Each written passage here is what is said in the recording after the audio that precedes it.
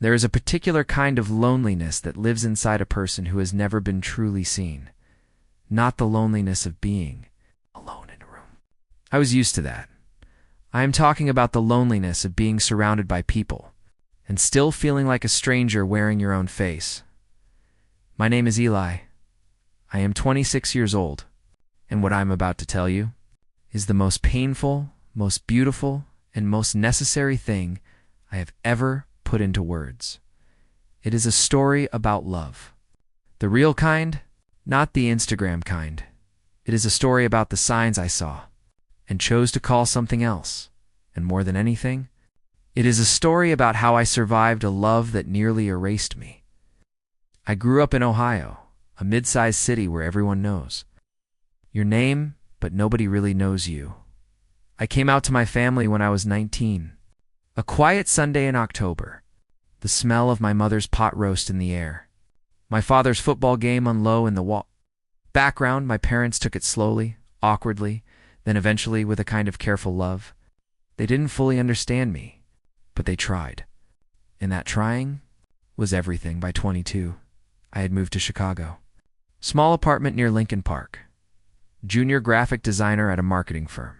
2 best friends, Maya, who was fiercely funny and never let me feel sorry for myself, and Jonas, a soft-spoken musician who understood silence the way most people understand conversation. I was, by most definitions, doing okay, but okay has a shelf life, and mine was expiring. I had been on dates. A few here and there, nothing that stuck. I had started to wonder if I was simply the kind of person who existed better in the margins of other people's love stories. The supportive character, never the lead. Then I met Marcus. It was a Friday evening in late March, the kind of night when Chicago finally begins to forgive you for surviving winter. The air was cold but honest. I was at a gallery opening a friend of Jonas's. It's an artist named Priya who painted large-scale portraits of ordinary moments. A woman reading on a bus, a child eating ice cream alone, an old man laughing at something only he could see. I was standing in front of one of those paintings, a young man sitting on a fire escape, looking out over rooftops. Expression unreadable when I heard a voice beside me. He looks like he's waiting for something. I turned. The man standing next to me was tall, warm brown skin, close-cut natural hair, and eyes that were doing something unusual. They were looking at the painting the way I was, like it meant something to them personally, or like he already missed it, I said. And he's trying to figure out when it happened. The man turned to look at me, and something in his expression shifted, a kind of surprised recognition, like finding a familiar word in an unfamiliar language. "That's better," he said. "I'm Marcus." "Eli." We shook hands. His grip was warm and unhurried, and he didn't let go quite as quickly as you would with a stranger. That was the first thing I noticed about Marcus Reyes. He never did anything quite the speed you expected. We talked for 2 hours about the paintings, then about art, then about Chicago, then about where we were from. He'd grown up in Atlanta, moved north for grad school, stayed because he fell in love with Lakeshore Drive in the fall. He was funny in a dry, considered way, the kind of humor that makes you think before it makes you laugh. He asked questions that went deeper than small talk, and when I spoke, he actually looked at me. Really looked. The way people rarely do anymore. When the gallery began emptying and Jonas appeared at my elbow with his coat already on, I realized with something close to panic that the evening was ending. "I'd like to continue this," Marcus said. Simply not a question, not a performance. Just a statement of fact. I gave him my number. He texted before I even got home. The man on the fire escape was definitely waiting for something. I think I just found out what. I stood in my kitchen reading that text and felt something shift in my chest. A warm, unlocking kind of feeling, like a room that hadn't been opened in years was finally letting in the light. I should have paid more attention to what happens when you open rooms that have been closed for a long time. Sometimes the air inside is sweet. Sometimes it's stale, and sometimes what you think is light is just the door swinging open into darkness. Our first 3 months together were the kind of months that rearrange your interior.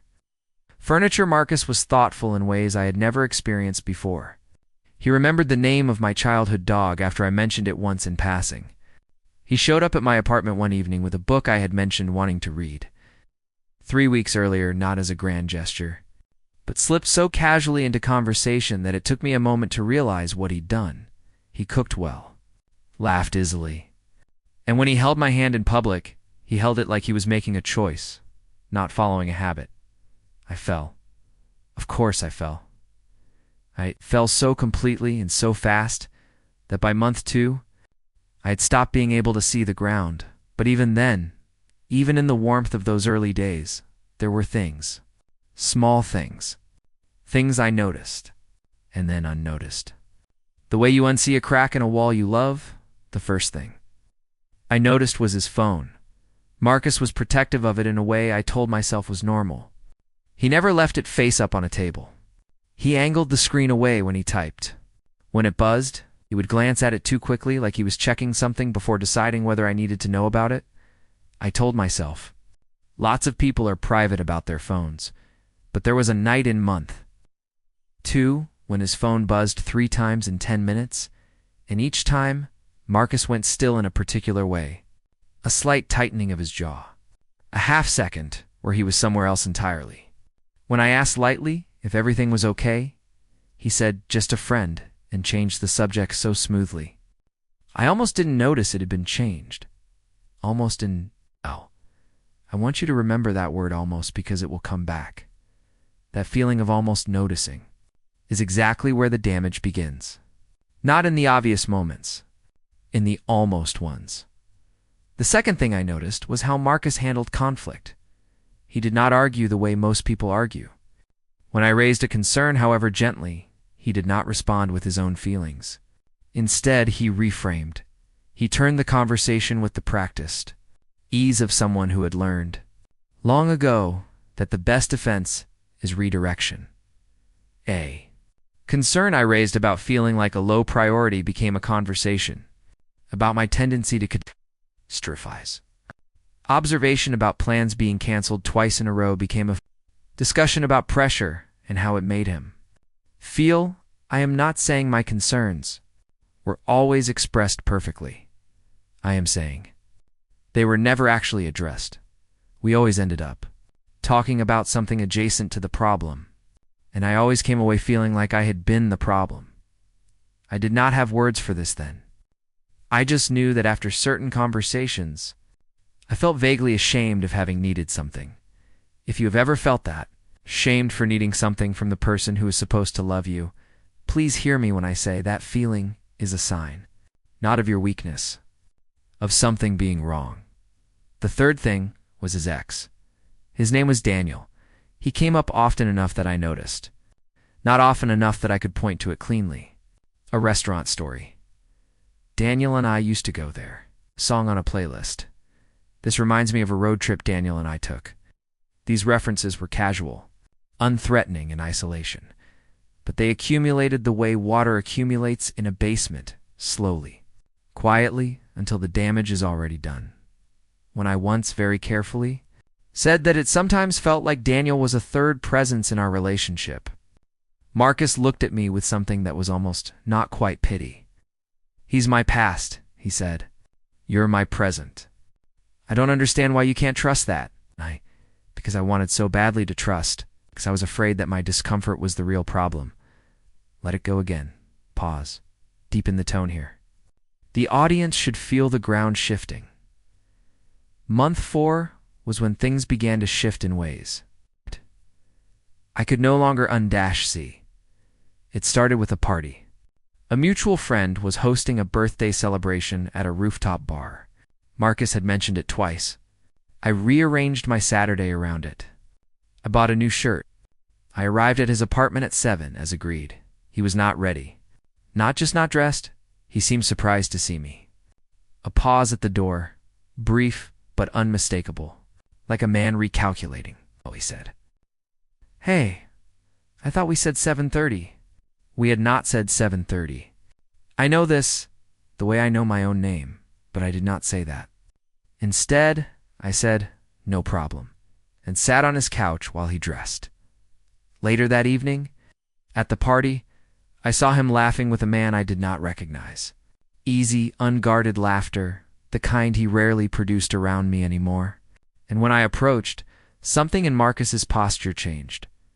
A slight squaring of the shoulders, a modulation of warmth, like turning down a dial. The man's name was David, just a friend from Marcus's program, he said. David had warm eyes and a firm handshake, and he looked at Marcus, the way I had looked at him in the gallery 6 months before. I drove home alone that night. Marcus said he wanted to stay, that I could go ahead, that he would text me. I sat in my car outside my apartment building for a long time, staring at the steering wheel, waiting for a text that came at 1:47 in the morning. Sorry, ran late.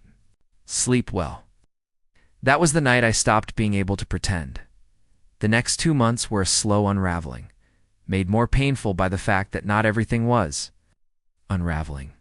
There were still good nights, still mornings where I woke up in his arms and felt, briefly, like the world had organized itself correctly, but I had started to track things.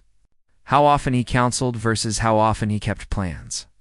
How much of our conversation was about his day versus mine. How frequently his attention drifted when we were together, a glance at the phone. A half-presence that made me feel like a placeholder for something more important just over my shoulder. I brought it up again. This time, less carefully. I had been careful for 6 months, and careful had not worked. I feel like I'm putting more into this than you are, I said. We were at my kitchen table on a Sunday morning. Coffee between us. I feel like I'm always the one reaching. Marcus set down his coffee. Eli, he said, in a tone I had learned to dread, measured, a little tired. Already composing his response before I had finished mine. I think you have an attachment style that makes you read into things. You turn small things into evidence for a story you've already decided is true. I felt that land somewhere in my chest. I love you, he continued, but I can't keep reassuring you every time your anxiety tells you something is wrong. That's exhausting. That's not fair to me. And there it was, my feelings reframed as my dysfunction. My need for connection, labeled a burden. The conversation I had prepared for 3 days ended in under 4 minutes. With me feeling like the problem, and Marcus feeling like the patient one, I apologized. I actually apologized, and I want you to sit with that for a moment, because it is the most important thing in this entire story. When someone tells you that your needs are the problem, they are not offering you love. They are offering you a bargain. The bargain is this: be smaller, need less, make fewer demands of me, and in return, I will stay. It sounds like love. It has the shape of love. But it functions as a slow erasure. And if you accept it long enough, you forget you were ever larger than what you've been allowed to become. I had become very small. It was a Wednesday in November. 7 months in, I called Marcus at 6. He didn't answer. I texted. No response for 2 hours. When he finally called back, he sounded distracted. There was background noise I couldn't identify, a thinness in his voice. Hey! Sorry. Busy day. I was just wondering if you were free the 21st, Maya's birthday dinner. I'll have to check. Okay?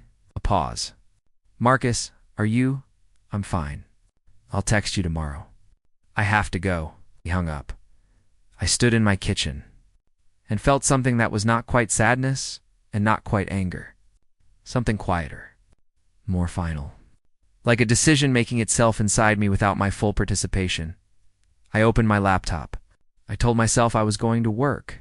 Instead, I found myself doing something I had never done before and have never done since. I looked Marcus up on social media, not to snoop, but because something in me needed to stop pretending I wasn't already seeing what I was seeing. What I found was not dramatic. There was no obvious betrayal posed for a photo.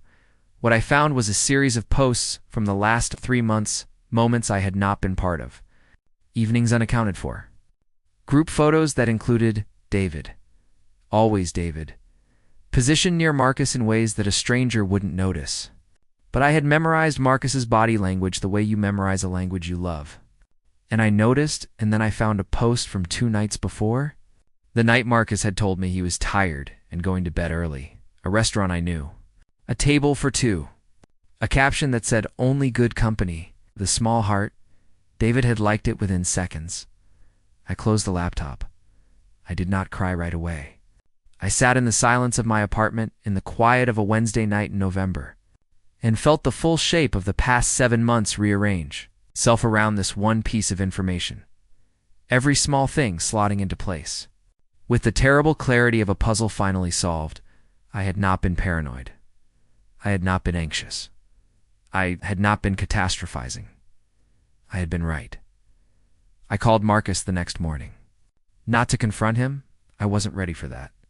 I just wanted to see if he would tell me the truth when given the opportunity. "Hey," I said. "How was last night?" "Fine," he said. "Quiet, stayed in, watched TV."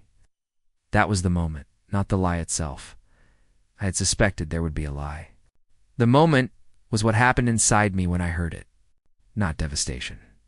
Not even surprise. Just a clean, sad, absolute recognition. I knew. And knowing changed everything. I asked him to come over that Saturday. He arrived looking easy, unhurried, exactly himself. And for a moment, in the doorway, I saw him the way I had seen him in that gallery, the man who understood paintings, who looked at things like they meant something, who made me feel seen. I let that moment pass through me, and then I let it go. We sat at my kitchen table.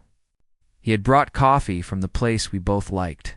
That small gesture, so ordinary, so him, made something in my throat tighten. "No," I said, "not an accusation. Just a fact." He went still. And in that stillness, in the absence of his usual redirection, I saw something I had not expected. Something that looked almost like relief. "How long?" I asked. A long silence. "David and I. It's complicated. We have history." "Long before you?" "I didn't mean for it to. How long, Marcus?" He looked at the table. 3 months. Maybe a little more. I did the math without meaning to. Month 4. The party. The shift I had felt and named and been told was my anxiety. "It's the things you told me," I said quietly. That I was catastrophizing. That my attachment style was the problem. That I needed to trust you more. He didn't answer, which was, in its own way, the most honest thing he had ever said to me. "I need you to go," I said. He looked up. "I need you to go," I said again. "And I need you to understand something before you do." I looked at him steadily. Because I had spent 7 months making myself small, and I was not going to do it in this moment. Not this one. "The problem was never my attachment style," I said. "The problem was that I attached to someone who was lying to me. Those are different things." He left. He did not argue. He did not try to reframe it. I closed the door and stood with my back against it for a very long time, listening to the sound of November traffic on the street below, the city moving through its ordinary motions, unbothered, unaware. What they don't tell you about surviving a love like this is that it doesn't feel like surviving. Not at first. At first it feels like failing. I cried for 3 days. Not just about Marcus. About every time I had made myself smaller to fit what someone else needed me to be. About the boy in Ohio who had come out alone and careful. About the version of me who had stood in a gallery and felt seen and decided that was enough to build on. About the Eli who had apologized for needing things. Maya came over on day 2 with pizza and terrible reality TV. "He was a coward," she said. Not gently. Not because he made a mistake. Because he watched you doubt yourself for months and let you. That's the part that matters. She was right. Jonas came on day 4. We sat on my fire escape, the same kind of fire escape as the painting, I realized. Though I said nothing about it, and he played guitar quietly while I told him the whole story. He didn't offer analysis. He just listened. That was what I needed. In the weeks that followed, I started therapy. My therapist asked the right questions not to rewrite me, but to help me find what I was actually trying to say. Through that work, I began to understand the patterns that had made me vulnerable to what Marcus offered, how I had learned early on to interpret love as something I had to earn, how emotional unavailability had registered to me, at first, as depth as mystery, when in fact it was just absence dressed up and interesting. Clothes. I learned about the mental gymnastics we perform to reconcile what we feel with. What we are being told is true. I had been performing those gymnastics for months. No wonder I was exhausted. I also learned something harder. Something that took longer to sit with Marcus was not a villain. He was a person who had not done the work of being honest with me, and I suspect with himself. People who behave the way he did are usually not acting from cruelty.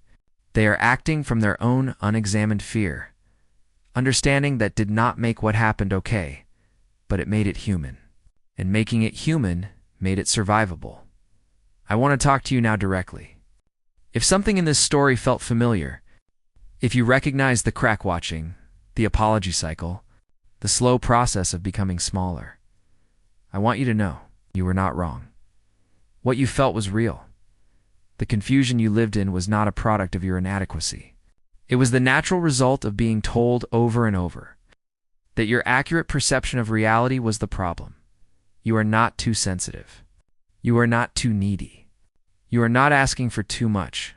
When someone makes you feel ashamed for raising a concern, that is not communication. That is silencing. When someone rewrites your feelings as your dysfunction, that is not honesty. That is control. When someone offers you love only on the condition that you become smaller, that is not love. That is a bargain. And you deserve better than a bargain. Real love, the kind worth having, expands you. It makes you more yourself, not less. If you find yourself editing your needs, minimizing your desires, apologizing for your emotions, ask yourself one question. Is this person making me larger or smaller? If the answer is smaller, you already know what you need to do. It is March again. Exactly 1 year since a gallery opening. A painting of a man on a fire escape. And a stranger who said he looks like he's waiting for something. I am different than I was a year ago. Not harder. Not colder. More honest.